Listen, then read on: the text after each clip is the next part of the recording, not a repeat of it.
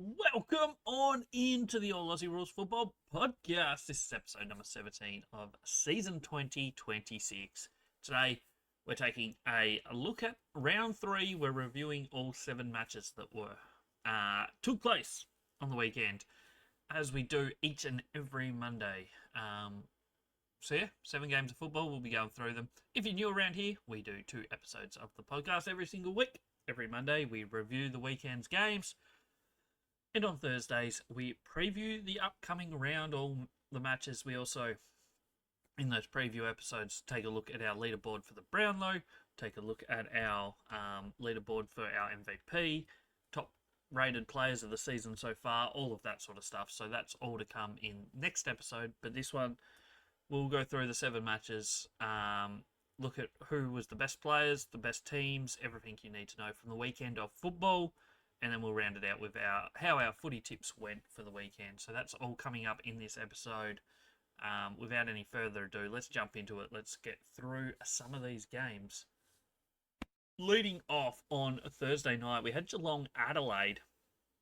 It was a bit of a wild weathered game at times. We had some hail. We had some pouring rain. There was some dry bits here and there. And it was a close game. In the end, some inaccurate kicking from Geelong, 9 goals 14 to 9-6 for Adelaide. Cats get home by 8 points. Controversial finish in the end. Geelong did get a lucky free kick that perhaps they shouldn't have, and that led to a goal. Yes, that happened. I still think Geelong were the better team on the day and probably deserved the win, in my opinion, but everyone's entitled to their own opinions, I guess. We'll run through this match as it happened.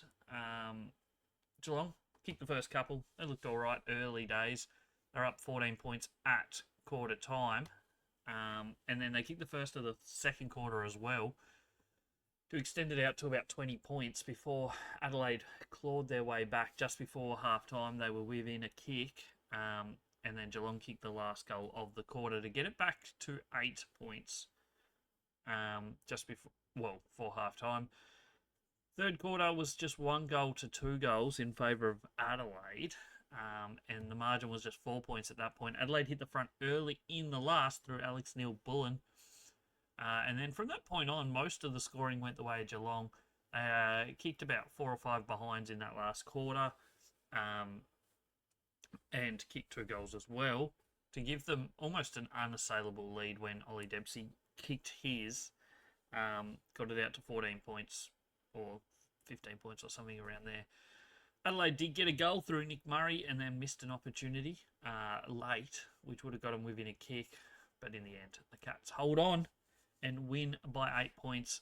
Goal of the day, in my opinion, Jack Martin kicked an absolute ripper in that fourth quarter. The way he was clean at full pace, running, picked it up, gets into space, kicks a goal, was huge. At such an important time too, because it was only a couple points in it when he did that, and that was a huge moment. Looking at some of the other team stats before we move on to individual stuff. Geelong had a lot of the football. 409 disposals in a wet weather game is huge. A lot of kicks as well, above their average amount of kicks by quite a fair distance. 67 to 45 inside 50s plus 22 inside 50s is a big difference. Clearances were plus 7 in favour of Geelong. Both centre clearance and stoppage clearances, they were on top. Contested football, they dominated. Uncontested football, they dominated. The turnover game, Geelong also was very good in just raw numbers. We'll get to the scoring side of things in a minute. But they had 9 less turnovers than the Crows. They had a lot more marks. 98 marks is a big number for the amount of rain there was in this game. 76 to 72 tackles in favour of Geelong. So most team stats went the way of the Cats. And I think most people probably feel like Geelong probably should have won by more. You look at the shot count, it was 37 for Geelong to 16 for Adelaide. So Adelaide kicked straight, 9 goals from 16 shots. Geelong, 9 goals from 37 shots. This could have been a blowout. They wasted opportunities. Yeah, some of those shots were difficult, but you certainly expect them to probably score a bit more than they did. So in some ways, Geelong were lucky. In other ways, Adelaide were. So, I mean, make the story suit your own agenda, I guess. But I think Geelong were the better team overall. And they could have blown them away. It certainly looked at times that they were going to, but they just couldn't continue to pull away.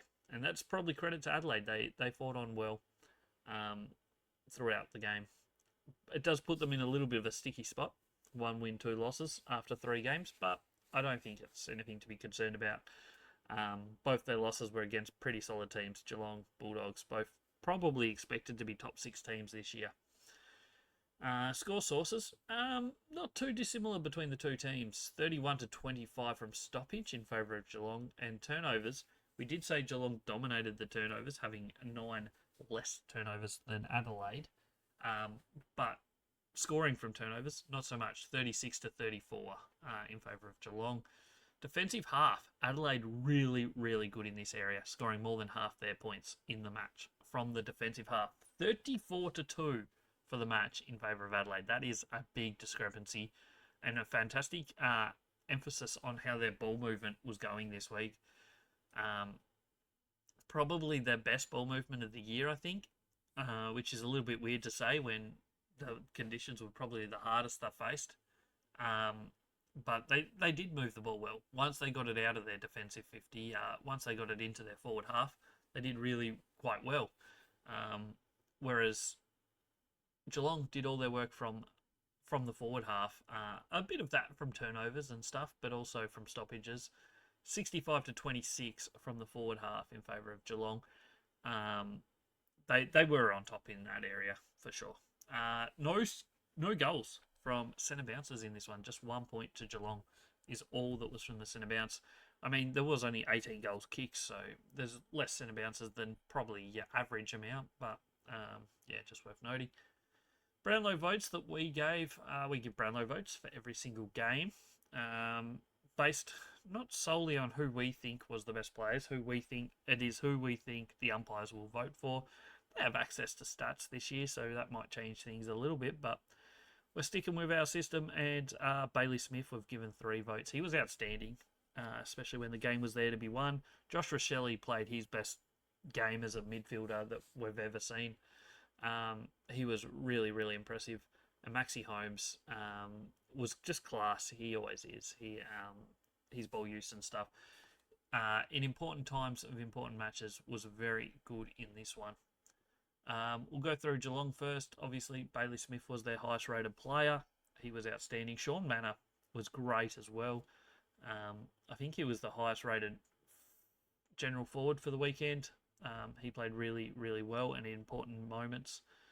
Connor O'Sullivan was very good down back, as he has been since he joined this team, really. He's been very consistent. Maxi Holmes, we mentioned, was good. He was their 4th highest rated player. Tom Stewart was good as well down back. They had plenty of other players that played pretty well. The ruck battle, probably pretty even between the two teams. Obviously, Geelong did play Mitchell Edwards and Blixarves as your main 2 rucks, with Shannon Neal helping out a bit. Whereas Adelaide were just with Lachlan McAndrew. I don't think either team really dominated that area of the game, which isn't a surprise in these sort of conditions. Most of the tall forwards struggled. Key defenders did a good job for both teams. Once again, conditions helps that. I think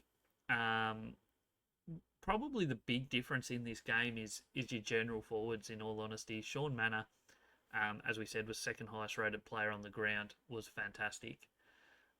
Jack Martin kicked 3 goals throughout this game. He was fantastic as well. Brian Myers, he was, I think, 7th highest rated player on the ground as well, so he was important. So all of Geelong's medium-sized forwards, that a couple of them, Manor and Myers, do help out in the midfield sort of areas, but all played fantastic games. They were all very crucial in this game. When you look at the other side of the fence, Adelaide's general forwards maybe struggled a little bit more. Ben Keys didn't get a goal, didn't have much impact on the game. Josh Rochelle obviously played midfield. He was great, but he played more midfield this one. Luke Pedler had no impact at all. Zach Taylor was probably their best. He kicked 3 goals. He was solid. But then outside of him, Isaac Rankin barely touched the ball other than the goal he kicked. I can't even think of how many touches he had, but not many throughout this game. He was actually 44th highest rated player on the ground in our rating system. Alex Neil-Bullen played one of his quieter games as well. He was 37th best on the ground. So I think that's the big key difference between the two teams in this match. And like a couple of them are big name players for Adelaide. So I think they'll be fine going forward. I think they just got beaten in this game by Geelong. Yeah, Geelong had better opportunities. I think they had a lot more inside 50s and stuff. But a lot of that is created by some of these general forwards getting up and around the ground and winning the tough ball at times. Graham Myers and Sean Manor, both really good ball users that when they have the football, you know they're going to do some good stuff. So that's my big takeaway from this game. Geelong just found a way to play the conditions and win the game. Adelaide nearly got the win, even if in most ratings they were way off the pace. The one that they weren't was the scoreboard, and they put up a fight. They nearly got there, but in the end, Geelong just too good, and they go to 2-1. Adelaide go to 1-2 after round 3. So both teams in interesting little spots at the moment, and we'll see how that plays out over the coming weeks. Next up, we're going to jump into the Friday night football. Sorry. I don't know where my brain was going there, but it was Collingwood GWS at Marvel Stadium. Second time already this year for the Giants heading to Marvel, and a bit like the last one, not quite as bad, but it wasn't a fantastic performance by them. Yes, they've got injuries, they've got some concerns and some list issues at the moment with all their injuries, but you can only play the team that you got fit, so that is how it is. Collingwood get the win in the end, 13-9 to 7-12. 33 points. It looked like it was going to blow out a bit more than that into the last quarter, but the Giants did stick around a little bit late. First quarter, it was a fast-paced game. This game changed a lot after quarter time. First quarter was end-to-end stuff. Wasn't hugely high-scoring. It was 5-1 to 2-5 in favour of Collingwood, but the ball was just bouncing from end to end the whole quarter. It was very fast. Collingwood kicked a couple quick ones early. And yeah, they had that reasonably solid lead of 14 points at quarter time. Second quarter was a bit of a lot slower and a bit of a stalemate for a fair chunk of it. Collingwood at the first, Giants kicked the next couple to be within a striking distance at halftime, just 9 points down. Third quarter, Collingwood started to get some control. After the Giants kicked the first, Collingwood kicked the next 3 to not have the game won, but certainly have the game in control at 3 quarter time, up 19 points. They then kicked the first 2 of the final quarter to basically seal the game.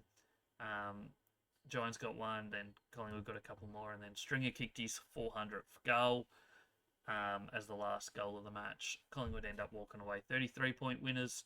I think they'll be reasonably happy with that. It wasn't the perfect performance. As we said, Giants were missing a lot of players, but in the end, Collingwood get the points, and that's kind of what they needed in this one out of the bye. The Giants head into the bye this week, and that's a much-needed little week off, I think, for them, just to reset, reassess, hopefully start getting some players back.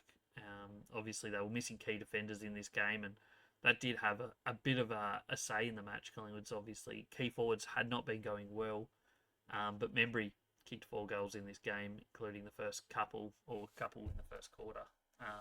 Did he kick? No, he kicked 2 of the first 4, and McStay had another one at that point as well. He had 3 of their first 5 even. So yeah, that definitely had a factor on this game. Throughout, I think there's no doubt about it. We look at some team stats in this one. The Giants had a lot of football. They also had a lot of ball into their forward 50, which some would say suggests that they were the better team. More football, more inside 50s. They had an extra 8 inside 50s than Collingwood, who have not been a great inside 50 team so far this year. but the quality of the inside 50s was a lot different between the two teams. A lot of the ball movement for Collingwood was fast break, good fast movement, which was getting their players out in the open. Whereas the Giants, even though the first quarter was a bit of a hectic one and fast paced, after that there wasn't much fast pace from them. Collingwood chose their moments to go and went for it, whereas the Giants were more slow, long and high, and the Collingwood defence just really stood up against that sort of play. So in the end, I think the Giants played a lot into Collingwood's hands. I think if you're playing against the Pies, you want to take risks. You want to try and spread this defense as much as you can. You want to move it as fast as you can against them. That's your best opportunity, because if they can get you kicking it long down the line or long inside 50, that is what they want to see. So that's just my thoughts at least. Clearances, the Giants actually won this area, but Collingwood probably happy because they actually put up a fight in it. They've been getting smacked in that area. In contested football, Collingwood actually won this week. They were another area that they, across the first two games of the season, had been absolutely belted in contested football. So I think that's the big positive for Collingwood, was that they could match it in the contested side of things in this game. We'll see if they can back that up again next week. A lot of marks in this game. 124 for the Giants, 104 for Collingwood. Both teams have been high mark teams this season, but these were big numbers as well. Not high tackles, even though fast pace in the first quarter, there was no pressure throughout much of this game. It was just varying degrees of speed, but there was never heaps of pressure, especially based on a Collingwood game, who typically, historically, have been a high pressure team over the last couple of years. Looking at scoring, score sources for both teams. Only one goal from kick-in, and that went the way of Collingwood. Scoring from stoppages was +7 for Collingwood, and turnover was +20 for Collingwood, 52-32. So it was all facets of the game, but that turnover area was the big killer, and that is kind of Collingwood's game, let's be honest, over the last year or so. Score origin, defensive half, not much difference, +3 points for Collingwood. Forward half, +3 points for Collingwood, which means centre bounce, they absolutely dominated. There was 24 centre bounce clearances in the game, 12 for each team. Collingwood got 4 goals, 3 from their 12 clearances, which is huge numbers. 4 goals, 3 from 12 clearances is huge. Giants, 0-0 from 12 clearances, centre clearances. So that basically tells you everything you need to know about where this game was won and lost. Collingwood's ability to turn those centre bounces into goals was huge, especially in the second half. I think they got 2 in the third quarter and 1 or 2 in the fourth from the centre bounce. And yeah, that's basically your difference. When you win by 33 points and 27 is the margin from centre bounce, that's the Giants' big issue at the moment. They are missing 2 of their probably inside midfielders, in Kelly and Green, obviously. But they still have decent midfielders in there, but they just couldn't convert those opportunities. Their forward line, there's clearly something wrong with Jesse Hogan. He's not really performed much this year. His first quarter of the first game was good, and since then we've barely seen him do much. He really struggled in this game. He was worst on ground, according to our ranking system. They only got 1 goal from Riccardi. They got 1 from Grozowski. So their tall forwards didn't do great. Stringer kicked 2 goals, one of them really late. Their forward line just really struggled to really impact, whereas Collingwood's, when the moment stood up, when they needed someone to stand up, they got that. First quarter, they had 4 goals from their 2 main key forwards in Tim Membry and Dan McStay. They ended up with 6 between them, 6 out of their 13 goals. Their smaller forwards maybe didn't get huge goals. Elliott just the 1. Schultz just 1 as well. 2 goals from Nick Dacos. So yeah, that's basically the story. I think is the ability to convert those opportunities. Looking at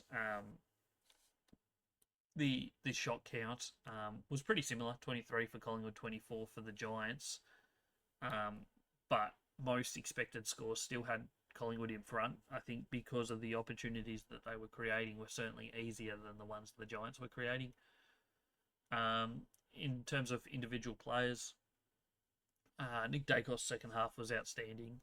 His first half, he was okay. Wasn't great ball use. He probably would have been about 10 to 15th on the ground, I reckon, at halftime. But he was by far the best player on the ground in the second half. Ends up the highest rated player on the ground.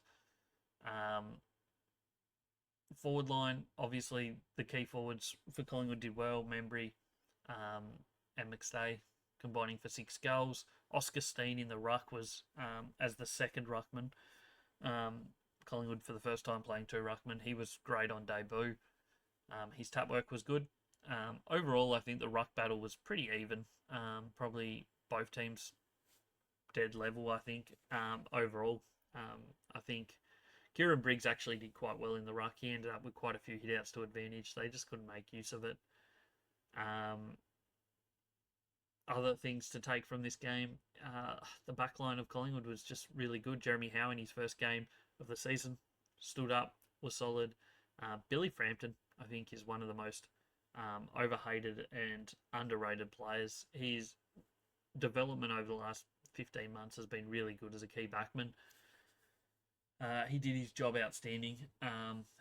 Obviously, Darcy Moore had his issues with both kicking and it turns out he did do his hammy, so he's out for 4 weeks or so, which throws a spanner in the Collingwood works, but it is what it is. And obviously, Scott Pendlebury didn't even play half of the game before he was sitting out, so there's that concern as well for Collingwood. The Giants, they always have injury concerns. I don't think they have too many from this one, other than the Angwin burst eardrum, but I believe he's going to be fine to play. Finn Callahan had a lot of ball, was really solid.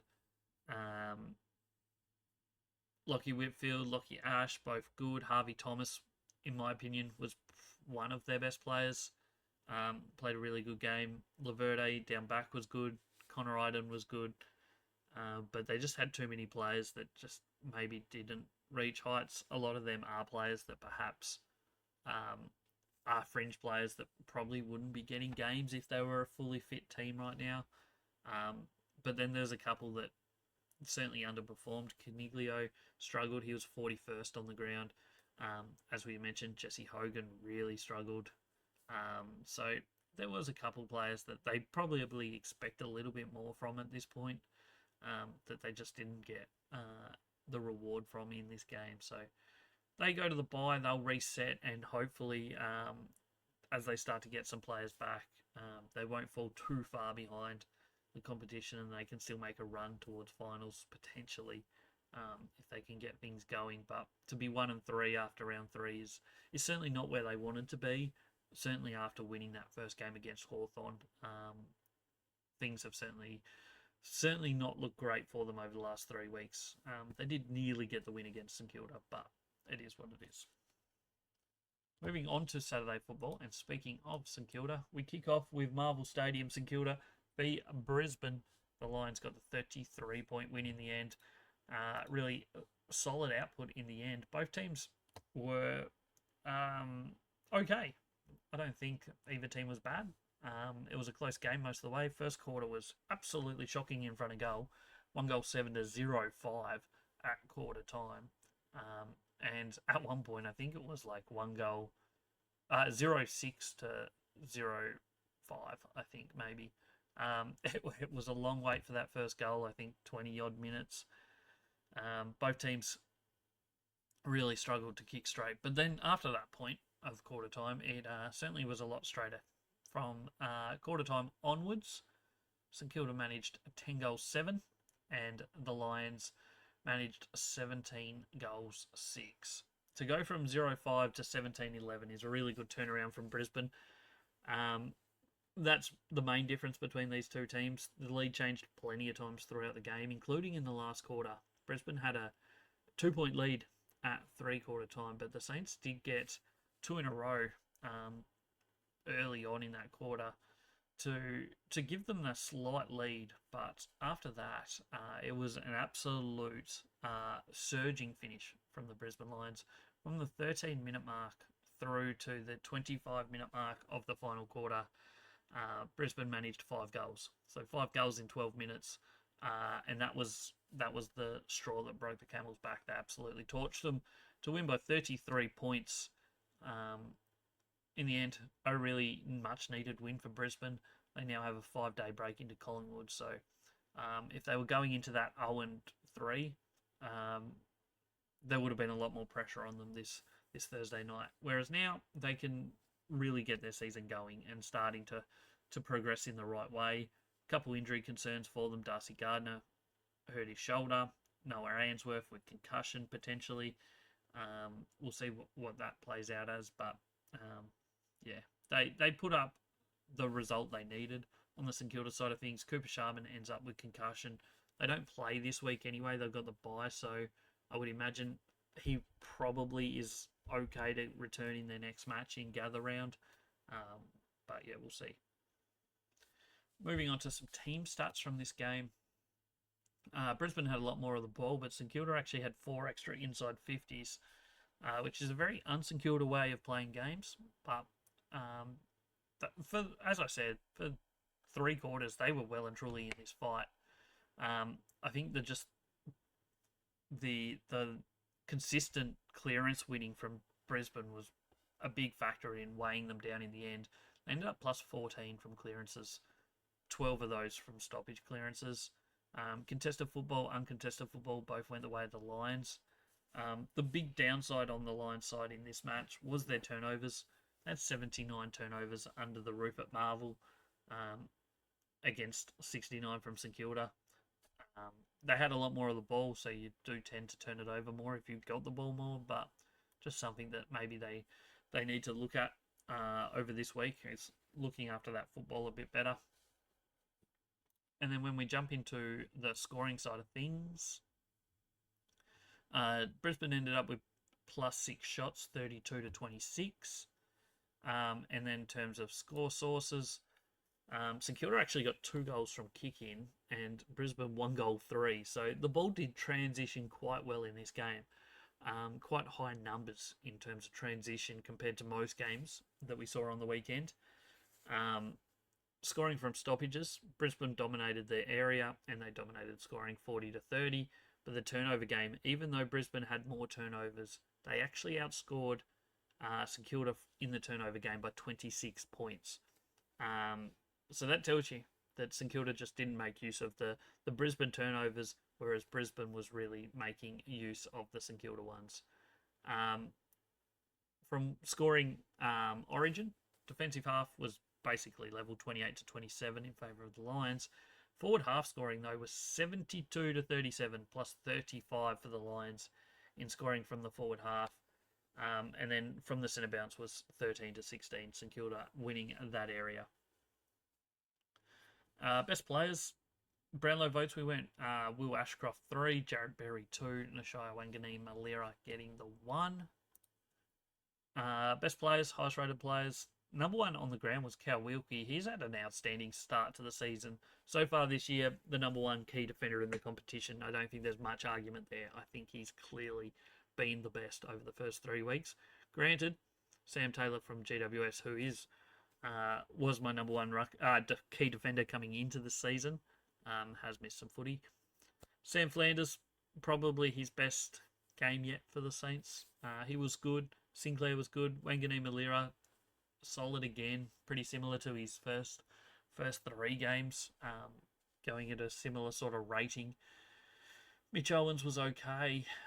Their goals all came from the same like 4. Well, they only have 5 goal scorers. 3 from Cooper Sharman, 3 from Liam Ryan, 2 from Jack Higgins, and 2 from Mitch Owens. And then Brisbane, they shared it around a lot more of their scoring and all their ratings as well, to be honest. Nobody kicked more than 2, but they had Lohman, Oscar Allen kicked 2 early ones, Logan Morris, Cam Rayner, Charlie Cameron, and Zach Bailey all kicking 2 each. Jared Berry was their highest rated player. He was outstanding, the highest rated outside mid of the weekend. Had a fantastic game. Zach Bailey did what Zach Bailey does best. Affected the scoreboard. Got plenty of it. Was really good. Dane Zorko, he's having a fine start to the season. He's been really good all 3 weeks. Pretty much bang on his average for the year so far in terms of rating. Ryan Lester was good. Levi and Will Ashcroft were both solid. I think just in the end, the power of this Brisbane Lions lineup was too much for the Saints, and they run away with it in the end. Even if 12 minutes into the final quarter, it was game on. In the end, the Lions' power prevailed, and they get that win by 33 points. I think that's everything for that game.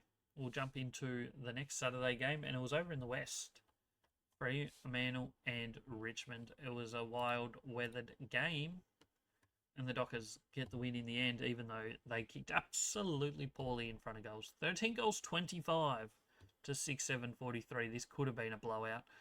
The first half, it was close. It was only a kick in it at half time, 5-9 to 5-3, so some poor kicking there, but the second half was an absolute blowout. 8 goals, 16 Fremantle kicked in the second half to 1 goal 4 for the Tigers. They absolutely blew them away in the end. It's what we expected to see in this game. The Dockers win by 60 points. They're just in a different league than Richmond are. It's not one that Richmond would have been going into thinking they're going to win, I don't think. But I don't know, maybe sometimes teams can have higher opinions of themselves, but you look at the stats here and it's an absolute domination. Plus 90 disposals in favour of Fremantle. Plus 29 inside 50s, 65 to 36. That's huge discrepancy. Hit-outs, 57 to 9. Richmond just managed 9 hit-outs for the game. It's not that surprising. Obviously, missing Nankervis was always going to be an issue. Clearly showed that way. Campbell Gray was the main ruck for Richmond, and he was always going to struggle against the dual rucks of Sean Darcy and Luke Jackson. Probably the best combination ruck duo in the competition was always going to be an absolute nightmare for the Tigers to handle. Even with Nankervis, it would have been a struggle, but no Nankervis certainly made that even harder. Clearances, once again, domination, 41 to 26, 11 to 7 from centre clearances. Contested footy the way of the Dockers, uncontested football. The turnover game, Freo had 6 less turnovers than Richmond. It was just across the board. Every single facet of this match was absolutely dominant by Fremantle. Arguably should have probably won by more than they did in the end. But that's football, isn't it, I guess. When you look at expected scores and like shots at goal, 40 to 15 was the total shots at goal. Tells you what you need to know, I guess. Expected margin probably sitting around about 75 to 80 points, I reckon. Score sources, transition stuff, stoppage 44 to 15 in favour of Fremantle, so they were good in that area. Turnover, they were also dominant. We did say that they had 6 less turnovers, and they also converted it, and could have converted it even better. 7 goals, 17 from turnover. Imagine if that was 17-7. If they had scored over 100 points from turnover, which they quite easily could have if they had have kicked straighter. So 59 to 28 in scoring from turnover. Defensive half was 24 to 13 in favour of Fremantle, and forward half was 60 to 24. So dominant across the board, and then even centre bounce was 3 goals to 1. Pretty comfortable in that area as well for the Dockers. Brownlow votes, I've gone 3 for Caleb Sarong, 2 for Bolton, and 1 for Josh Tracy, who continues to be a very important key forward. I think right now he's our highest rated key forward in the competition so far this season. He's been outstanding. Doesn't get as many goals as some of the other key forwards, but he's fantastic and he continues to put up really good numbers. So Josh Tracy was the highest rated player on the ground. Caleb Sarong next. Bolton, Cox, Wagner were the top 5 for Fremantle.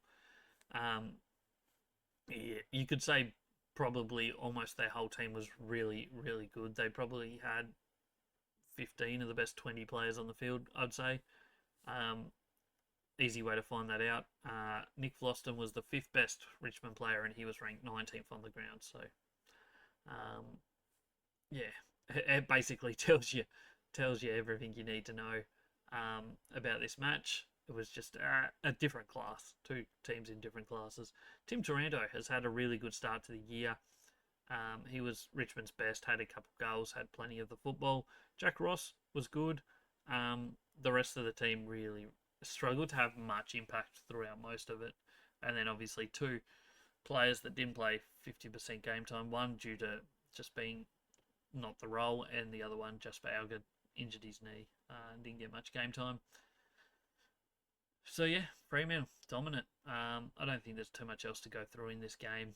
They just Richmond travelling over to Optus Stadium to play Fremantle was never a recipe for success. I don't think it was always going to be a tough one, and no Nank, multiple other injuries throughout the week. It was going to be tough, and it certainly showed up to be that way as well. Saturday night football was not the prettiest game of football you'll ever see. It was Essendon, North Melbourne, the second leg of the doubleheader of Marvel Stadium with about 4 hours in between. What to say about this game? It was pretty yucky throughout most of it, let's be honest. North Melbourne looked in control of the scoreboard, certainly, throughout most of the night, but the Bombers came home really well over the last 5 to 10 minutes. Left their run too late in the end. First quarter was just 3 points in it in favour of the Roos. Second quarter, the Roos kicked away a bit early. Bombers tried to fight back. It was 12 points at halftime, and it was like Kangaroos felt in control of the match, but the Bombers, they were sticking around. And then third quarter, the Roos absolutely tore them to shreds. Ended up being 36 points up at 3-quarter time, and then it kind of all fell apart. The Roos didn't manage a goal in the last quarter, kicking 0-3. The Bombers got one semi-early, about 8 to 10 minutes into the game, into the final quarter, through Caldwell, and there was a big lull for about 10 minutes. And then at the 19-minute mark, with only like 5 so minutes to go, they were too far back, you'd think, at that point, but they did give it a little bit of a shake. They managed goals through El Howie, Gresham, and then Zach Merritt. And there was still enough time, 12 points down. There's about a minute 30 to go, I think, when Zach Merritt kicked his goal. But they couldn't get those final couple just to make it interesting. Some poor kicking in front of goal, 9-15 to 12-9. We'll go through all the stats in a minute. But, yeah, it wasn't pretty. I don't think either team really showed too many great signs in this one. Obviously, Kangaroos walk away with a win, and that's the main thing. They're 2-1. Things obviously looking better than most seasons for the Roos, but they have had a reasonably easy start to their season. Like, their 2 wins have been West Coast and they lost to West Coast. Have been Port Adelaide and Essendon, who have had some stinky starts to this year. And their loss was to West Coast. They get Carlton this week. They should probably win that. They should potentially be 3-1 after round 4, which is crazy to think. Things get tougher for them after that. They have the Lions in gather round, and then before another easier opportunity with Richmond. So there's no reason why after 6 weeks they can't be 4 wins, which would be huge for them. They've still got a long way to go from that point to being contention of finals, but you do have to start to think about that if they do manage to get to the next 3. Team stats.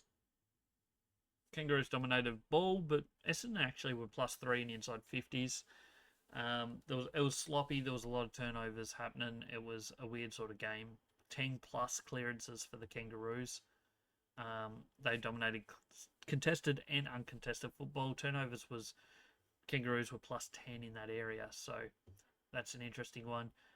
Another team that just dominated uncontested football, 138 marks against the Bombers in this game.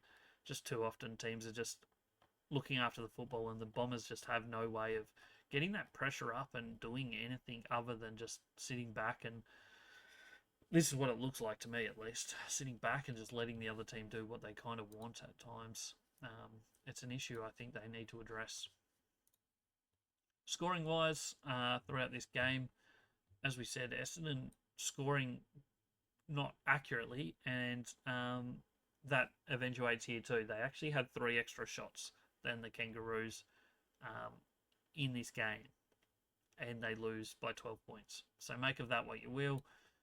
Score sources, both teams got 1 goal from kick-in, 2 goals from stoppage, and the difference, therefore, was the turnover game. Even though the Bombers, they did turn it over quite a bit. In the end, what were the actual turnover numbers? It was, so the Kangaroos actually had 10 extra turnovers than the Bombers, but scoring-wise, it was 59 to 47 in favour of the Kangaroos, and that is largely due to poor kicking from the Bombers. 6 goals, 11 from turnover. They make that even at even 8 goals, 9. They probably win this game, but poor kicking loses your matches of football. Defensive half was 45 to 34 in favour of the Roos. They did move the ball reasonably well throughout. Bombers, once again, as probably has been the story for them for the last maybe 2.5 years, move the ball really well, defensive 50 to forward 50 in terms of getting it in there, but in actual opportunities and creating good scoring opportunities, it wasn't there. It's been the case for at least a year or two. They can get the ball into their 50 from their defensive 50, as well as almost any team in the competition. But creating scoring opportunities from that, maybe not so well. Forward half scoring was 35 to 28 from the forward half, and 3 goals, 10 for the Bombers from the forward half. And then the centre bounce, the only goal went the way of the Bombers in this game. We've got 2 more games to look. Oh no, we haven't finished this one. We haven't done individual. Let's not move on just yet. Brownlow votes. We've gone 3 for Luke Davies-Yanaki, 2 for Colby McKercher, and 1 for Harry Sheasel. I think player of the game should go to Finn O'Sullivan. I doubt he'll get any votes, but he might. He played really well offensively, but he was even better defensively on Zach Merritt. He was huge in this game. He was the second highest rated player, but as I said, he was my highest rated player for them. Luke Davies-Yanaki, outstanding. He's having a great start to this year so far. He's one of the highest rated players in the competition after round 3. Finn O'Sullivan was great. Harry Sheasel, probably his best game of the year, maybe so far. Luke Parker was really good in a slightly different role. Had a couple different roles actually throughout this one. And then Jai Simpkin, a lot of his work was late, but he was their 5th highest rated player. The Bombers, Andy McGrath was their highest rated, then Archie Roberts. What does that tell you? Too much ball in the back line. Peter Wright was good as a key forward. Only kicked the 2 goals, but was important. Jai Caldwell, Jackson Pryor. Too many Bombers players that just maybe haven't taken that next step. You look at Nate Caddy struggled here. Archer May struggled. They're definitely going to make some changes in their forward line this week. Their VFL teams had a couple of players score quite well that will almost certainly come into the team this weekend. So there will be changes, but whether it's enough to make any real impact, we'll see. So on to Sunday football we go, and we kick off with Port Adelaide West Coast, and what a random game this was. West Coast go 2 wins in a row when they beat Port Adelaide by 2 points in Adelaide after conceding the first 4 goals of the match. Unreal. 2 weeks in a row that the Eagles have come back from 4 goals down to win a match of football. Who would have thought? Port Adelaide looked really good in that first 5 minutes. West Coast took a little bit to get going, but once they got going, they fought on really well. Halfway through the second quarter, it was still at about that basically 30-point margin. But then late in that second quarter, the Eagles fought back. They were only 8 points down at half time. They took the lead halfway through the third quarter, and then didn't give that lead back. Port Adelaide did kick the last 3 goals of the match to make it very, very interesting. Getting within 1 point, they got the centre clearance, and Jobe Shanahan, in the end, was the hero, taking a clutch mark. But yeah, Port Adelaide, what is going wrong down there? West Coast, very good though. Really, really good performance from them. Inside 50s was plus 12 in favour of Port Adelaide. Clearance game though was dominated by the Eagles. I know they're missing Rose, missing some players, but there's no way a team with Zach Butters in the middle should be losing total clearances by 15. Centre clearances, Port actually won by 1, but that is crazy to me that happened. Not having a go at either team, but like individual players, but something's gone wrong there completely. Contested footy was pretty even. Port Adelaide dominated uncontested football. West Coast had more turnovers than Port Adelaide. Yeah, just a weird sort of game and a weird sort of result. And expected score not too dissimilar for both teams. West Coast actually had 2 extra shots. Score sources, 2 goals to 1 in favour of Port Adelaide from the kick-ins. From the stoppage was where West Coast did their damage. As we said, they dominated clearances and they dominated scoring from stoppage. 42 to 21, plus 21. Not good enough from Port Adelaide, in my opinion, there. Turnover scoring went the way of Port Adelaide, 57 to 44. Defensive half was pretty even, 47 to 40 in favour of Port. Forward half scoring 39 to 29 in favour of West Coast. And centre bound scoring was 2 goals apiece, so pretty much dead level. Yeah, so many things you could say, but in the end, just well done to West Coast. Put up a really good fight, stuck it out, and got the win. Brownlow votes, 3 to Zach Butters. He was outstanding again. Just lacking support, I think. Tim Kelly 2, Harley Reid 1. Highest rated players for both teams. Winning team first. The number 1 pick from last year, Willem Dersma, ends up the highest rated player on the ground. Outstanding effort from him. He gets the Rising Star nom this week, and absolutely was worthy of it and deserved it. Tim Kelly was good. Waterman was outstanding up forward. Harley Reid, for the second week in a row, was good in their top 5 players. He's had a solid start to this year. Tyler Young was really good down back. For Port Adelaide, as I said, Zach Butters, he was the highest rated player on the ground. Georgiadis, kicked 3 goals, was good. Kane Farrell was solid. Lukosius, both his games this year have been good. And Jace Burgoyne's been pretty solid throughout the year so far as well. But in the end, just too many players on this Port Adelaide team just don't look up to AFL standards, if I'm being completely honest. Really, like you look through it, there's just a few players there that just kind of just don't look there right now. So I think that's a big issue for Port Adelaide, but well done to West Coast out of this one. One more game to look at, and that's Carlton-Melbourne. And this was another fascinating watch on a Sunday afternoon. I pressed the wrong button then, but don't worry about that. Carlton out of the blocks early, but get run over the top of. First quarter was 6 goals to 0. With about 2 minutes to go in the second quarter, it was 7 goals to 0. This match, it was 7-4. 7-3, sorry, for Carlton to 0-6 for Melbourne. Melbourne got the last goal of the first half, through Harvey Langford, which got them to 34 points. They did dominate that second quarter, to be fair, Melbourne. They should have probably put more goals on the board, wasted some opportunities, just couldn't convert. And then the third quarter came, and they turned it around. They kicked 6 goals 2 to 2 goals 4 in the third quarter. And then Carlton kicked the second and third goal, of the final quarter to give them a little bit of a break back out to 20 points. And you felt like, okay, they've managed to hold off this charge from Melbourne. They've resettled. They've done what they needed to. 2 big goals through Elijah Hollands and Matthew Carroll.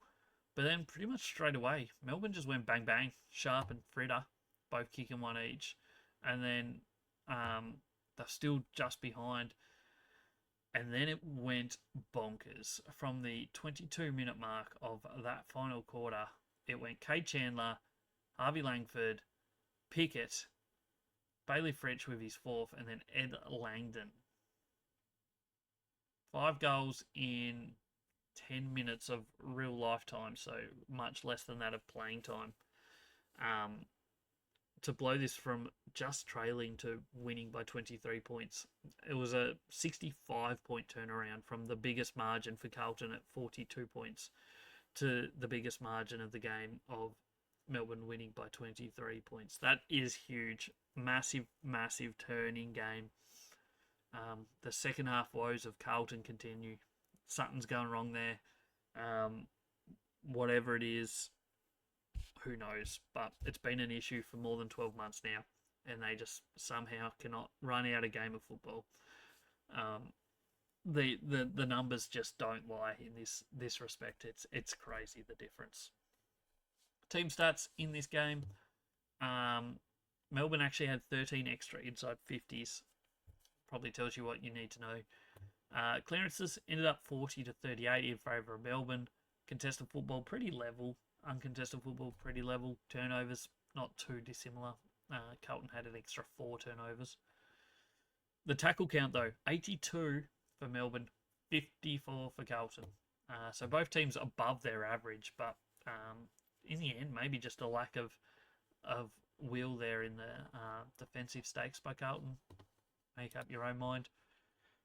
In terms of scoring in this game, both teams similar amount of shots, 27 for Melbourne, 26 for Carlton. But obviously 11 plays 15-10.